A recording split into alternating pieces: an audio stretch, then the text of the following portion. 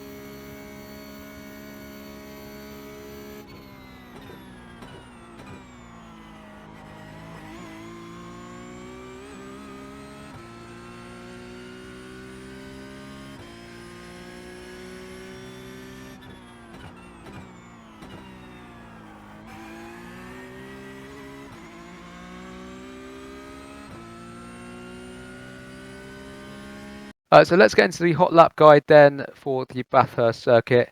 Quite a famous track. You've probably all heard of it and driven it before. Probably one of the trickiest ones I've ever driven, to be honest, and especially in this Porsche Cup car, which doesn't like the change of directions too much. But starting obviously at the last corner, obviously for qualifying, you're going to want to set up your qualifying lap. Just making sure you get all the exit speed you can, and then start your flying lap. Obviously stick to the right hand side of the circuit to open up turn one. And this was actually a corner I really struggled with to get the hang of, with all the camber going on and also using the curbs. You're going to want to brake just after the 100-meter board for turn one. You haven't got too much speed. Obviously quite a short pit straight, so you've not got too much speed to scrub off into the corner. So just after the 100-meter board, you're slamming on the brakes, and then you're getting it into the camber of turn one. Now I did find with this inside curb here, that it would sort of unbalance the car and throw you off slightly wide, and you just lose all the exit speed that you had. So it's best to brake slightly earlier as well, just to make sure you do get that good exit, and using all of the exit curb here as well, as you can see. And again, this exit curb is also quite bumpy as well, so it can unsettle the car. But yeah, just something to be aware of. I would just try and avoid using this inside curb here. Just get it into the camber. You can see there's a nice, I'll just wind it back slightly. There's a nice bit of camber you can use to get the car rotated. So that's really where you want your front tyre. And then yeah, get on the throttle as early as you can, using all the exit curb you can as well. Now for the straights here, they're slightly cambered as well, slightly unbalanced. So there's certain parts of the track you want to be on to make sure you get the best straight line speed you can. And down to turn two, I found sticking to the left was a tiny bit quicker, maybe 100th or so, than running it on the right hand side. And obviously also opening up the next corner as well. This one's another tricky one, going slightly uphill, so you can brake slightly later than you normally would. Again, just after the 100-meter board, you can see here, I'm just slamming the brakes on. About 80%, Also turning in quite early here, as you want to get as close to the curb as you can, just to make sure you use the apex camber, same as turn 1 really. You're getting it nice and turned in early into the curb. Try not to touch the curb because it will throw you wide. It's a very, you can see here, it's quite a steep curb, so it will just make you understeer wide. So it's something to look out for as well. And you have to be quite patient on the throttle here as well, because if you get too impatient, the rear is just going to stick out and you're going to end up in the outside barrier, which is quite easy to do here. Yeah, so as I said, getting into the camber, you can see the car is all over the place on the apex, dealing with all the bumps in the road. But then nicely committed onto the power as early as you can, get that run up the hill. Now you can run the car completely over this outside curb. I found it's better to put all 4 wheels sort of over it, or sort of the middle of the car over the curb, and you wouldn't bottom out too much. And also it means you can carry more speed out of the corner. Obviously getting close to that wall on the outside without hitting it, obviously. Then flying up the hill into probably one of the trickiest, I'm going to say this a lot, one of the trickiest braking zones on the track, uphill braking. Also while you're turning in at the same time, so you've got your front tyres loaded while you're turning in. Very easy to lock up and brake too late. So I was starting to brake just as you get to this apex here. So just as you get to this kink of the wall here, you're just starting to come off the throttle and onto the brake. Now don't brake too hard, as I said, you're going to lock up your front tyres and not make the corner. You also, something to look out for, just make sure you're staying in the middle of the track here. So notice I'm not running it too far out and opening up the corner too much. And that's because, again, the camber of the road, you want to stay towards the middle. And it just unsettles the car. If you go too wide and try and cut back, the car just doesn't like it and can't deal with the acceleration. Yeah, so as I said, it's keeping it in the middle of the track. And you really, I can't stress how important it is enough to hug this inside wall. You go slightly too wide and you're going to understeer into the barrier, or you're going to brake too late and oversteer into the barrier. Really important to get this apex right, because you can gain about 3 or 4 tenths just from hugging the wall here. So you notice I'm trail braking all the way in from here, holding the brakes on pretty much until the apex, and then getting on the throttle as early as you can. You can actually hug the wall slightly more than I did, further around the corner. It is very tricky to do though, and you're going to need a bit of practice just to get that nailed. It's very easy to just slam into the wall, the inside wall, or turn in too early, turn in too late, all these things. I'd say it's probably the trickiest corner on the track to get right, to gain the time. And obviously that sets you up for the next sequence of corners, the high-speed stuff. There's also a nasty bump. You can just see it there. There's a nasty bump just about here as you go over the crest. And it makes the car go really light. You're fighting a car anyway. You can see I'm opposite lock. If you look at my overlay here, I'm opposite lock coming out of this corner. Just as you get on the throttle, the rear gets a bit unloaded. So it's something you will have to contend with as well. And then again, the car goes light here, and you do get a bit of airtime slightly. So that's also something you might want to carve the throttle there sometimes. It's a bit better in the race. Obviously, the car's a bit heavier, so it's more planted. But in qualifying on cold tyres, it is quite difficult, especially on your first lap or your out lap. So just something to look out for and bear in mind. You can go slightly more to the left here, and obviously you don't have as much of a crest to go over, but you do sacrifice a bit of time as you're taking a bit of a longer route around the corner. But coming up, into the high speed stuff then, you're opening up this corner as much as you can. Now, if you're really brave, you can take this flat. I don't think I did on this lap, just as qualifying your tyres aren't fully warm. So I think just to be on the safe side, I had a little bit of a lift. You can see just before the corner, just to make sure I make it. Really important to open this corner up. Hug the inside as much as you can. Get as close to that barrier as you dare. There's another little bit of a crest here, which does make the car go light, and you can lose the rear. So again, that's why I would suggest, if you're struggling, just lifting off slightly. Obviously, always better that you survive rather than slam it into the wall. And you notice again, so close to this outside wall. Again, this section's really all about the minimum speed you can carry. It's all about momentum, and it's really important to have a good flow through this section of the track. So again, make sure you get your practice in. if you're going for the Porsche Cup at Bathurst this week. You see how close I get to the barrier, and that's just from a few laps of practice, and just making sure I get my reference points correct. And then you notice I'm flat for all of that, so I can carry that momentum all the way into the next section of the track. And then you're plunging back down the hill. Again, opening up the corner as much as you can. You're going to have to brake slightly, or at least come off the throttle here. You can see there's a nice sort of racing line you can use on your outside tyre, just about here. You see this drain cover there. So it's a slight dab of the brake just before this drain cover, just to get the nose into the corner. If you lift off, you're more likely to understeer wide, because obviously this car doesn't have that great aero to use that you would in like a Formula car, for example. So it's best to just slam the brakes on slightly. Just a little bit of a dab with the brake to get the nose in. And then this one's just about being patient and, again, momentum and being as brave as you can on the outside barrier. You see, again, I get very close to it, and it just comes around at the last moment. But yeah, you definitely need to lift slightly and brake for this corner. Then coming into this next corner, again, you're just hugging the inside wall, carrying the minimum speed. This one's quite a tricky one because it's blinds until you can see it, really. So I'll show you what I mean. I always found you want to turn in a bit earlier than you think. You're sort of aiming for the wall. So if you look here, I've got a lot of lock on, and it actually looks like I'm more aiming towards the wall. But due to the camber and the nature of the track, you're actually it will understeer slightly, so you won't actually hit the barrier. So you see I've got all this lock on, and then just slamming it towards the barrier as much as you can, obviously without touching it, and making sure you carry that minimum speed as well. Again, look how close, that's how close you really want to be getting, not too much closer than that. You will find the car understeers as well, just in the exit here. It's very easy to run wide here, and then it's not the most fun in the world coming back onto the track from the grass for this corner, because you're plunging right downhill for this next tricky chicane.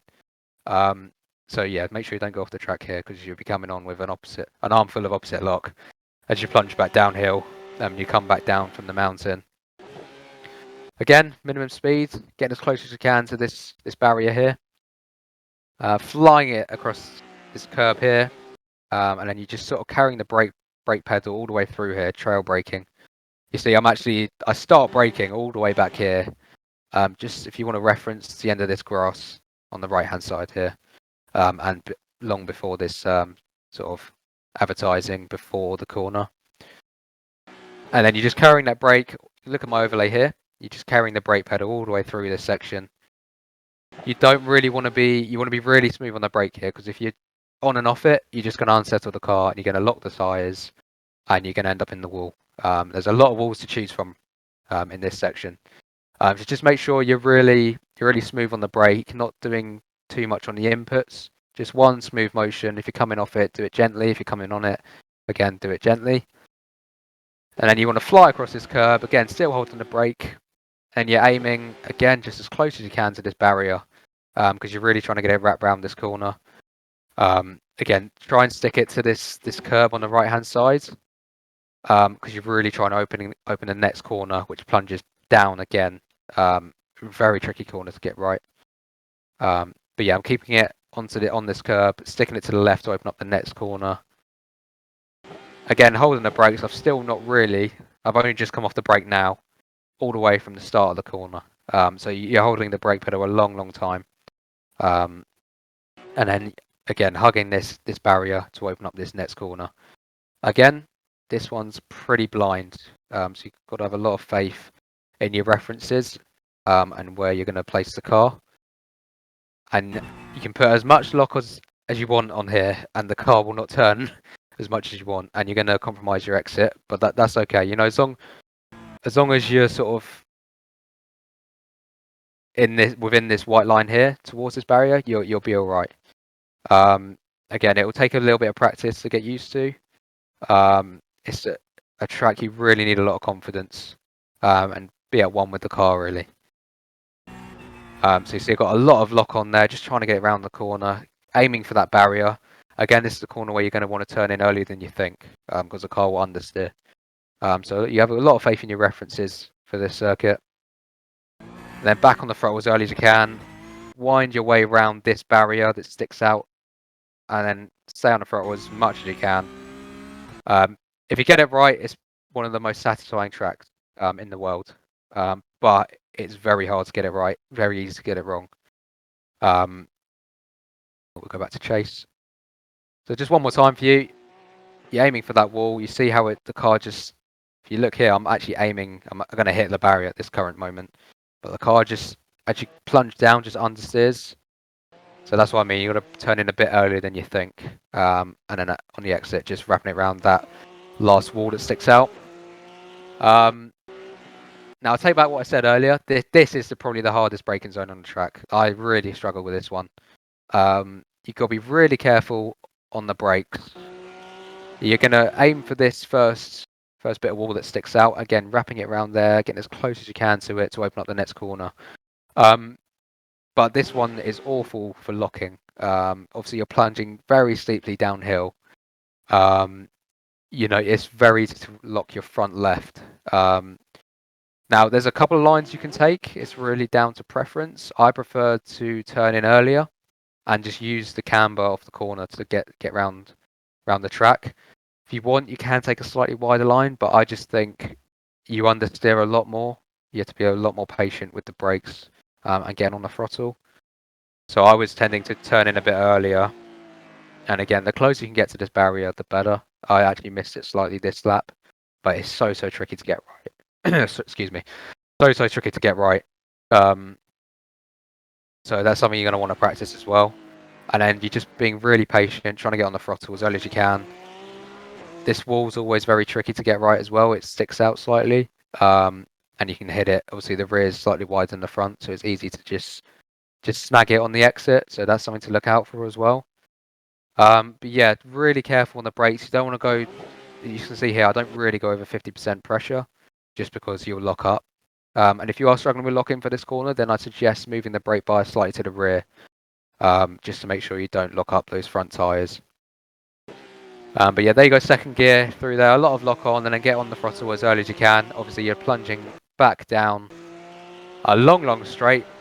And as I said, down from the run from turn 1, you want to stick it to the right-hand side here, because it's just the camber of the corner, the straight. It's just slightly quicker on that side of the track. You get it at Le Mans as well in a few different cars. If you go down the middle of the track, it's slightly quicker. And this is one of those tracks as well. And then just before the crest, you want to flick it back over to the left, just to open up the high-speed right-hander you're coming up to.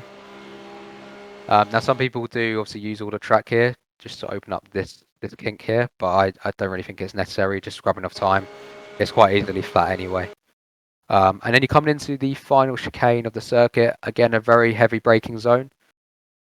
Now this one you'll see I'm pretty much, I'm 100% brake pressure there. And you're braking probably just after the 150 meter board. So you see here, this is sort of your braking marker here, the 150 board. Very easy to lock up here as well and just overcook the entry. But yeah, I think 150 meter board you should get stopped quite comfortably. And then you can nail this first bit of curb. That's not a problem at all. The car actually quite likes that, as you'll notice it sort of rotates better over the curb. And then on the throttle as early as you can, use this exit curb as well, just to make sure you get that minimum speed through the exit as well. And it sort of wraps around and the car follows the circuit. Full throttle using all of that curb as well. So just play that back with you once more. Nailing this first bit of curb on the throttle as early as you can. Carry the exit speed, then you can use all of the track on the exit. Now this one's also a very tricky braking zone.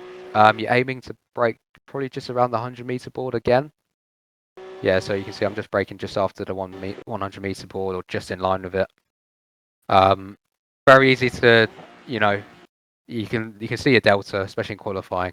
You can see you're up. Very easy to try and gain those extra few hundredths and tenths. Always best just to make sure you finish a lap. So don't brake too late here, as you lose all the time that you gained. Always best to get a better exit here, even at the end of your lap. So you see I'm carrying the throttle carrying the brake into the corner, all the way to the apex, and then slamming on the throttle as early as I can, using that exit curb. and then across the line for a lap of the Bathurst circuit. So that was the hot lap guide then for week 8 of the Porsche Cup here at Bathurst. Make sure you check out the Coach Dave Academy Discord and also coachdaveacademy.com. All the latest data packs and setups, and obviously any questions you have you can ask in the Discord as well. My name's been Matt Emery. I hope that was really useful for you guys, and there's a few tips in there. Obviously a very tricky track for this week, but I hope that was useful and you can find a bit more in your lap times. But I'll see you next week for week 9. Take care in the meantime.